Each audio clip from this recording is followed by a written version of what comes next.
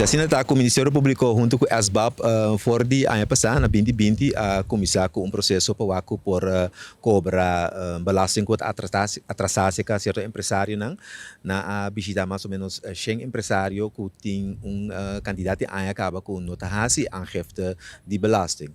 E me mestre remarcar também que o recebimento de aangifte de belasting está ancrado em lei.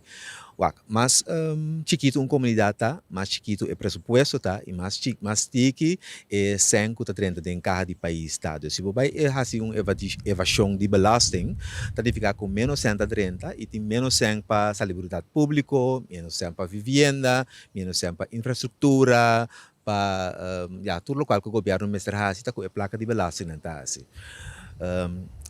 Empresário na aqui a waarschuwing. Pero awak não trabalha do na waarschuwing mas. Dus começando aqui trabalha imponer boete nang pa nang ku ta atrasar ku na aangifte de belasting.